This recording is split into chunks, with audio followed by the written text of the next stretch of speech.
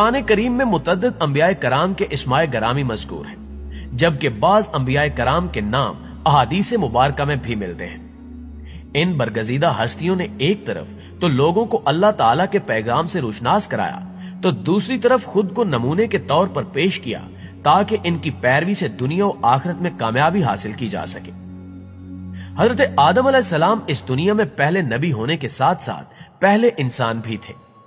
वैसे तो तारीख में आप अलैहिस्सलाम के कई बेटों और बेटियों का जिक्र है, लेकिन इनमें से दो ज्यादा मशहूर थे जिनको काबिल और हाबिल के नाम से याद किया जाता है। जिनमें से काबिल ने हाबिल का कत्ल कर दिया, लेकिन काबिल ने यह कत्ल क्यों किया, इस बारे में बहुत सी वजूहात बयान की जाती हैं। अल्लाह ताला ने हजरत आदम अलैहिस्सलाम और अम्मा हव्वा अलैहिस्सलाम को कसीर औलाद अता फरमाई। तारीख तिबरी में है कि इनके यहां हर बार एक लड़का और एक लड़की पैदा होते थे और इन्हें यह हुक्म था कि हर लड़के की शादी दूसरे लड़के के साथ पैदा होने वाली लड़की से करें और दूसरे की शादी पहले के साथ पैदा होने वाली लड़की से कर दे। यानी उस लड़की के साथ शादी करना जायज न था जो लड़के के साथ पैदा हुई हो। कुरान पाक में सूरह मायदा की आयात 27 तक 25 में आदम अलैहिस्सलाम के बेटों हाबिल और काबिल का किस्सा मौजूद है, जिसका खुलासा कुछ यूं है कि हजरत आदम अलैहिस्सलाम हर लड़के की शादी दूसरे लड़के के साथ पैदा होने वाली लड़की से करते थे। यानी हाबिल की शादी काबिल की बहन के साथ और काबिल की शादी हाबिल की बहन के साथ होनी थी। लेकिन काबिल की बहन यानी इसके साथ पैदा होने वाली लड़की बहुत हसीन थी। उसका नाम अकलीमा था और वो चाहता था कि हाबिल की बजाय वो खुद अकलीमा से शादी कर ले। लेकिन हाबिल ने कहा कि अकलीमा के साथ मेरी शादी होना तय है और मैं अपने बाप के हुक्म के खिलाफ ना जाऊंगा। जब हजरत आदम अलैहिस्सलाम को इस सूरत हाल का इल्म हुआ तो उन्होंने काबिल से कहा कि तू गलत है, लिहाजा हाबिल को अकलीमा से शादी करने दे, लेकिन वो ना माना। तब हजरत आदम अलैहिस्सलाम ने दोनों बेटों को हुक्म दिया कि तुम दोनों अल्लाह पाक की राह में कुछ कुर्बानी दो, जिसकी कुर्बानी कबूल होगी उसकी शादी अकलीमा से होगी। जब वो दोनों कुर्बानी दे रहे थे तो हजरत आदम अलैहिस्सलाम भी वहां मौजूद थे। हाबिल बकरियां चराया करता था और उसने एक मोटा ताजा जानवर कुर्बान किया और काबिल ने अपनी खेती में से निकम्मी फसल का एक गट्ठा कुर्बानी के तौर पर पेश किया। आसमान से आग उतरी और उसने हाबिल की कुर्बानी को खा लिया और काबिल की कुर्बानी को छोड़ दिया। यानी अल्लाह की बारगाह में हाबिल की कुर्बानी कबूल हुई। काबिल को इस बात पर बहुत गुस्सा आया और उसने कहा कि हाबिल की कुर्बानी इसलिए कबूल हुई क्योंकि हजरत आदम अलैहिस्सलाम ने उसके हक में दुआ की थी और मेरे लिए दुआ नहीं की। हजरत आदम अलैहिस्सलाम ने फरमाया, ऐ काबिल, तेरी बहन अकलीमा अब हाबिल पर हलाल हुई और तुझ पर हराम। इस बात को सुनकर काबिल को बहुत गुस्सा आया। उस जमाने तक कभी खून रेजी ना हुई थी, लेकिन काबिल हर वक्त हाबिल को मारने की तदबीर करता रहता था और उसे धमकी भी दी कि मैं तुझे जरूर कत्ल करूंगा। लेकिन हाबिल अपने तकवा पर कायम रहा और उसने कहा कि मैं अल्लाह पाक से डरता हूं और रोजे जजा से डरता हूं। तू अगर मुझे मारेगा भी तो मैं तुझे ना मारूंगा। एक रोज काबिल ने हाबिल के बकरे खाने के पास जाकर देखा कि वो सो रहा था। उसे सोता देखकर काबिल को समझ ना आया कि इसे कैसे मारूं। उसी वक्त शैतान इंसानी शक्ल में आया और सांप भी उसके साथ था। शैतान ने पत्थर उठाकर सांप को मारा और वो मर गया। यूं इब्लीस लईन से तरबियत पाकर काबिल ने हाबिल के सर पर पत्थर मारा। हाबिल मर गया और यूं काबिल मरदूद आसियो काफिर हुआ। नाजरीन, इससे पहले कोई इंसान नहीं मरा था, चुनांचे काबिल हाबिल को मारकर डर रहा था कि अब इसकी लाश का क्या करे, क्योंकि अगर कोई देखेगा तो उसी पर शक करेगा, क्योंकि उसी ने हाबिल को कत्ल करने की धमकी दी थी। बस अल्लाह ताला के हुक्म से दो कव्वे आए और आपस में लड़ने लगे।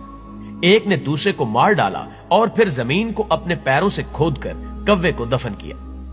काबिल ने भी कव्वे का हाल देखकर कब्र खोदी और हाबिल को दफन कर दिया। इस सारे वाक़े के बाद हजरत आदम अलैहिस्सलाम बहुत अफसुर्दा रहने लगे और दुआ करते कि हमें नेक और साले बेटा अता कर। लिहाजा हाबिल और काबिल के इस वाक़े के 50 साल बाद अल्लाह ताला ने हजरत आदम अलैहिस्सलाम को एक बेटा हजरत शीस अलैहिस्सलाम अता किया। अल्लाह ताला ने यह बेटा हजरत आदम को हाबिल के नेमुल बदल के तौर पर अता किया था। इसलिए हजरत शीस अलैहिस्सलाम اپنے والد کے فرما بردار اور انتہائی نیک بیٹے ثابت ہوئے۔ اللہ تعالیٰ نے حضرت شیس علیہ السلام کو نبوت سے سرفراز کیا اور آپ پر اللہ نے 50 صحیفے بھی نازل فرمائے۔ حضرت شیس علیہ السلام حسن و جمال، شکل و صورت اور عادات و اطوار میں اپنے والد سے بہت زیادہ مشابہ تھے۔ حضرت آدم علیہ السلام اور حضرت حوا کو آپ علیہ السلام سے بہت محبت تھی۔ حضرت آدم علیہ السلام حضرت شیس علیہ السلام کو ہر وقت اپنے ساتھ رکھتے۔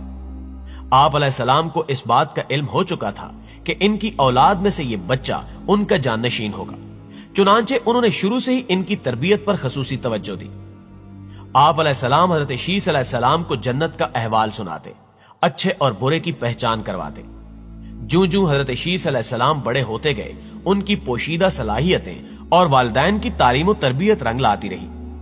حضرت آدم علیہ السلام نے ان کو درس و تدریس اور واعظ و تبلیغ کے خوبصورت اور منفرد طریقے سکھائے، انہیں دن اور رات کی گھڑیوں کی پہچان کروائی، ان اوقات میں ہونے والی عبادات کی تعلیم دی۔ اس کے علاوہ طوفان نوح کے بارے میں بھی آگاہ کیا، جو کہ کچھ عرصے بعد آنا تھا۔ حضرت آدم علیہ السلام اور حضرت حوا علیہ السلام کو حضرت شیس علیہ السلام سے بڑی امید تھی، جس کی بڑی وجہ یہ تھی کہ ان کا ایک بیٹا قتل ہو گیا تھا اور دوسرا شیطان کا پیروکار بن کر کفر کے راستے پر چل نکلا تھا۔ اب اللہ کے دین کو آگے پھیلانے اور شیطان کے شر کا مقابلہ کرنے کے لیے حضرت آدم علیہ السلام کے بعد حضرت شیس علیہ السلام ہی تھے۔ چنانچہ جب حضرت آدم علیہ السلام کی وفات کا وقت قریب آیا تو انہوں نے حضرت شیس علیہ السلام کو اپنا خلیفہ اور جانشین نامزد کیا۔ تقریباً 960 سال زندہ رہنے کے بعد حضرت آدم وفات پا گئے۔ چونکہ اس وقت تک جنازے کے کوئی احکام وارد نہیں ہوئے تھے، اس لیے آپ کے جسد خاکی کو ہنوز پہاڑ کے ایک غار میں اس وقت تک چھپا دیا گیا جب تک حضرت جبریل خود آ کر ان کا جنازہ ادا نہ کرتے۔ ناظرین گرامی، دوسری جانب حضرت آدم علیہ السلام کے دوسرے بیٹے قابیل کی اولاد اپنی نافرمانیوں کی وجہ سے پستیوں کے گڑھے میں ڈوب چکی تھی۔ وہ حضرت شیس علیہ السلام کی اولاد میں علوم و فنون کی ترقی دیکھ کر ہمیشہ حسد کا شکار رہتے اور ہر وقت حضرت شیس علیہ السلام اور ان کی اولاد کے خلاف سازشیں بنتے رہتے۔ پھر ایک دن شیطان دوست اور خیرخواہ کی شکل میں ان کے پاس آیا اور ان کی پستیوں کا فائدہ اٹھاتے ہوئے کہا کہ کیا تمہیں معلوم ہے کہ حضرت شیس علیہ السلام کی اولاد کی ترقی کے پیچھے کیا راز ہے؟ اولاد قابیل کے انکار پر شیطان خود ہی بولا کہ شیس علیہ السلام کی اولاد کی ترقی کے پیچھے حضرت آدم علیہ السلام کی وہ لاش ہے جو انہوں نے پہاڑ کے ایک غار میں چھپا رکھی ہے۔